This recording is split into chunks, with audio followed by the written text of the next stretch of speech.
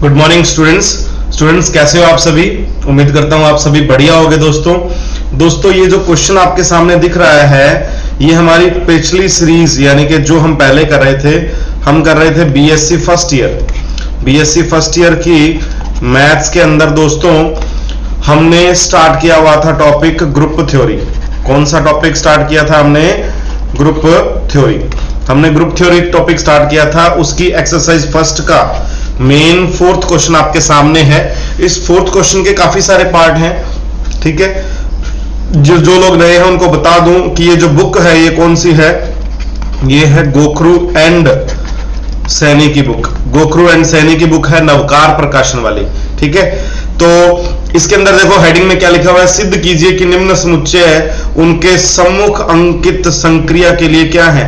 Group है। यानी कि हमें प्रूव करना है कि ये ग्रुप है। Prove that the following sets from the groups with respect to the operation mentioned against them.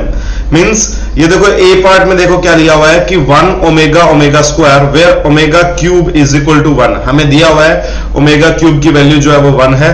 और संक्रिया यानी कि ऑपरेशन कौन सा दिया गया है? मल्टीप्लिकेशन। कौन सा ऑपरेशन दिया गया है? मल्टीप्लिकेशन, ठीक है। तो हमें इन सबको क्या करना है? ग्रुप प्रूव करना है। तो ज्यादा टाइम नहीं लेंगे। अपने फर्स्ट क्वेश्चन अपने नेक्स्ट स्लाइड पे लिखा हुआ है मैंने, ये वही फर्स्ट क्वेश्चन है जो अभी आप पीछे देख रहे थे, ठीक है। तो ये फर्स्ट क्वेश्चन आप देख रहे हो, देखो 1 omega omega square where omega cube equal to 1 और संक्रिया जो दी हुई है वो कौन सी दी हुई है? मल्टीप्लिकेशन की संक्रिया दी हुई है। तो हमें इनको क्या प्रूव करना है? ग्रुप प्रूव करना है। तो बेटा ग्रुप प्रूव करने के लिए हमें 4 चीजें करनी होती हैं। पिछली वीडियो में भी बताया मैंने, ठीक है। हाँ, एक बात और, जिन लोगों ने पिछली वीडियोस नहीं देखी हैं उनका लिंक आपको नीचे ही डिस्क्रिप्शन में मिल जाएगा ताकि आप बेसिक से सारे कॉन्सेप्ट तैयार कर सको। तो पहला जो इसका पार्ट होता है बेटा उसमें हमें प्रूव करना होता है संवृत, है ना। क्या प्रूव करना होता है? संवृत यानी कि क्लोजर प्रूव करना है बच्चे। क्या प्रूव करना है हमें? संवृत यानी कि क्लोजर प्रूव करना है। तो क्लोजर कुछ भी करने से पहले यहां पे अपने को एक काम करना पड़ेगा। मैं यहां एक टेबल बना रहा हूं, ठीक है। मैंने लिखा 1 ओमेगा ओमेगा स्क्वायर और इधर भी मैंने लिखा 1 ओमेगा ओमेगा स्क्वायर। ड्राइंग मेरी अच्छी नहीं है, ठीक है। और यहां मैं लिखूंगा बेटा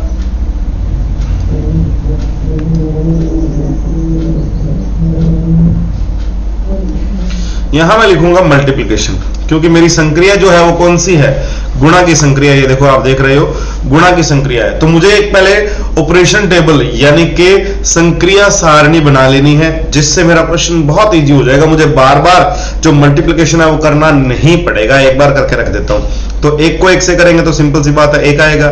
एक को जब ओमेगा से करेंगे तो ओमेगा आएगा और एक को ओमेगा स्क्वायर से करेंगे तो ओमेगा स्क्वायर। इसमें कोई ज्यादा दिक्कत वाली बात है ही नहीं। ओमेगा को 1 से करोगे तो ओमेगा, ओमेगा को ओमेगा से करोगे तो ओमेगा स्क्वायर, ओमेगा को ओमेगा स्क्वायर से करोगे तो ओमेगा क्यूब, ओमेगा स्क्वायर को ओमेगा 1 से करोगे तो ओमेगा स्क्वायर, ओमेगा स्क्वायर को ओमेगा से करोगे तो ओमेगा क्यूब और ओमेगा स्क्वायर को ओमेगा स्क्वायर से करोगे तो ओमेगा 4।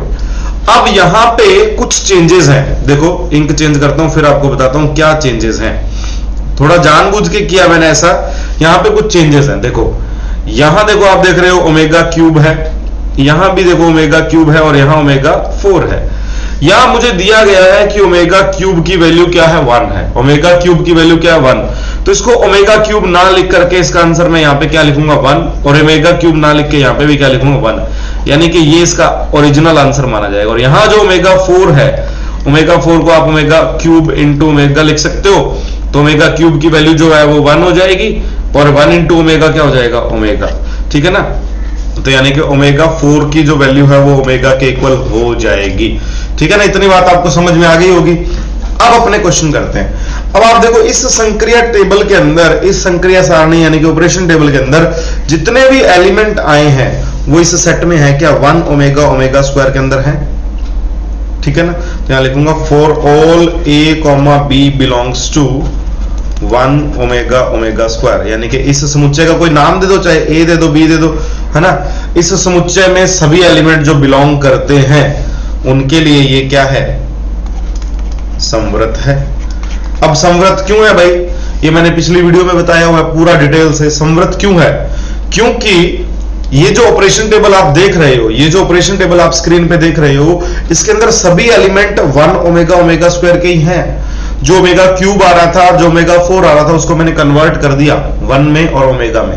तो इसका मतलब सभी की सभी जो संक्रियां लग रही हैं वो इसी टेबल के अंदर लग रही हैं, तो इसलिए ये समवृत्त है यानी कि क्लोजर है। दूसरा हमें प्रूव करना होता है बच्चे साहचर्य। दूसरा हमें प्रूव करना होता है साहचर्य यानी कि एसोसिएटिविटी, और एसोसिएटिविटी का फॉर्मूला होता है A star B star C equal to A star B star C। ये फॉर्मूला होता है, आपको ध्यान है ये फॉर्मूला। तो अब इस फॉर्मूले में मुझे क्या करनी है? वैल्यू पुट करनी है। इस फॉर्मूले के अंदर मैं क्या वैल्यू पुट करूंगा? देखो ध्यान से, इसके अंदर मैं क्या वैल्यू पुट करूंगा? देखो A स्टार B, यहां पे कुछ भी लिख लो, 1 स्टार ओमेगा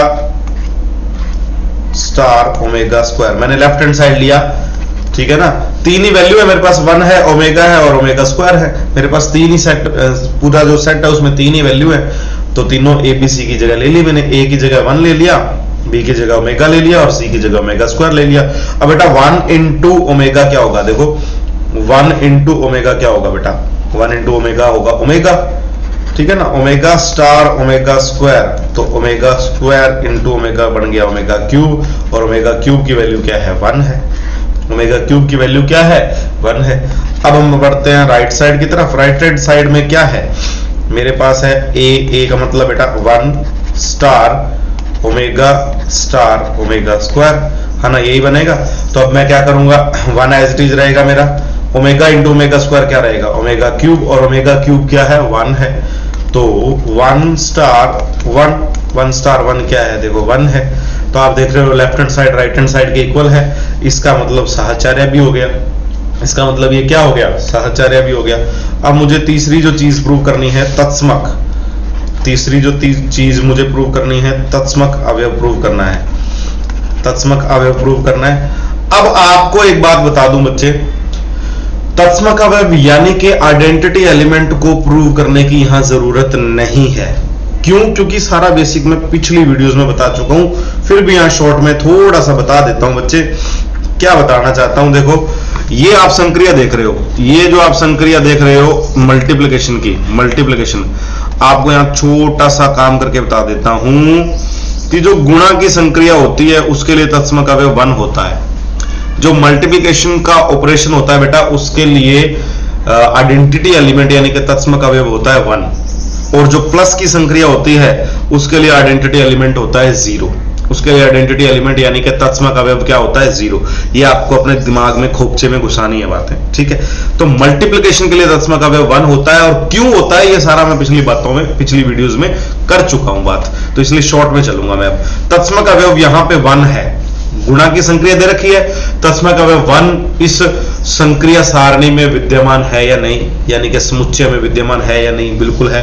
यहां देख रहे हो आप 1 विद्यमान है। इसका मतलब आइडेंटिटी एलिमेंट क्या है? 1 बिलोंग्स टू 1 ओमेगा स्क्वायर। तो इसका मतलब तत्समक हो गया, सीधा तत्समक लिख देंगे हम। अब बेटा अब बात आती है अपनी प्रतिलोम अवयव की। किसकी बात आती है? प्रतिलोम अवयव। प्रतिलोम अवयव यानी कि इनवर्स एलिमेंट, है ना, इनवर्स एलिमेंट। अब इनवर्स एलिमेंट में क्या करना है? इनवर्स एलिमेंट का फॉर्मूला होता है A star A inverse is equal to E। इसका मतलब कि 1 को मैं किसके साथ करूं कि मेरे पास 1 आ जाए? देखो 1 को मैं किसके साथ करूं कि मेरे पास 1 आ जाए? मैंने यहां 1 क्यों लिखा? क्योंकि E की वैल्यू मैं अभी लिख चुका हूं 1। E क्या होता है? तत्समक अवयव होता है। तत्समक अवयव मैं आपको अभी बता चुका हूं कि 1 है। तो बेटा 1 का इनवर्स क्या होगा? कि आप 1 को किसके साथ करोगे कि 1 आएगा, है ना। इस 1 को इसके नीचे ले जाओ, यहां मल्टीप्लिकेशन ही तो आने वाला है। लो निकाल लो यार, 1 multiplication A inverse is equal to 1। तो बेटा A इनवर्स की वैल्यू क्या आई? 1/1 यानी कि 1 आई। तो 1 का प्रतिलोम अवयव क्या है? 1 है। प्रत्येक अवयव के प्रतिलोम विद्यमान होने चाहिए, है ना। प्रत्येक अवयव के प्रतिलोम विद्यमान होने चाहिए ना। ये बात आपको ध्यान है? बिल्कुल ध्यान है कि नहीं है? प्रत्येक अवयव का प्रतिलोम विद्यमान होना चाहिए, ये आपको ध्यान होना चाहिए बच्चे, बिल्कुल ध्यान होना चाहिए आपको। अब देखिए यहां हम बात करते हैं कि 1 का जो प्रतिलोम अवयव है वो तो 1 है, 1 का इनवर्स क्या है 1। अब omega star A inverse is equal to 1। Omega को किसके साथ करें कि 1 आ जाए, ओमेगा को किसके साथ करें कि 1 आ रहा है, तो ओमेगा का इनवर्स 1, यानी कि हम यहां लिखेंगे ओमेगा का इनवर्स जो है, ओमेगा का जो इनवर्स है वो ओमेगा स्क्वायर है। ओमेगा का इनवर्स जो है वो क्या है, ओमेगा स्क्वायर। देखो आप टेबल में देखो, ओमेगा को ओमेगा स्क्वायर से कर रहे हैं तो क्या आ रहा है 1 आ रहा है। ओमेगा को जब आप ओमेगा स्क्वायर से करोगे तो 1 आ रहा है, तत्सम का व्यवहार है। तो इसका मतलब मैं यहां हाईलाइट कर दूं थोड़ा सा, ये जो चीज है ये आपके लिए इंपॉर्टेंट है। और ओमेगा क्यूब का इनवर्स क्या होगा, सॉरी ओमेगा स्क्वायर का इनवर्स, ओमेगा स्क्वायर का इनवर्स क्या होगा, देखो ओमेगा स्क्वायर का इनवर्स है ओमेगा, ये भी हाईलाइट है। तो आप ये देखो कि 3 एलिमेंट थे मेरे पास, 1 ओमेगा और ओमेगा स्क्वायर, 3 एलिमेंट थे 1 ओमेगा और ओमेगा स्क्वायर। इन तीनों का जो तत्समक अवयव तो है वो E1 है, और तीनों का प्रतिलोम अवयव यानी कि एक का जो इनवर्स है वो 1 ही है। ओमेगा का प्रतिलोम अवयव ओमेगा स्क्वायर है, और ओमेगा स्क्वायर का प्रतिलोम अवयव ओमेगा है। प्रत्येक अवयव का प्रतिलोम अवयव विद्यमान है। Each element have inverse element, है ना। प्रत्येक अवयव का प्रतिलोम विद्यमान है, इसलिए ये क्या है बेटा, ग्रुप है। ये क्या है, ग्रुप है, यानी कि दिस इज अ ग्रुप, और ये एक समूह है, ठीक है।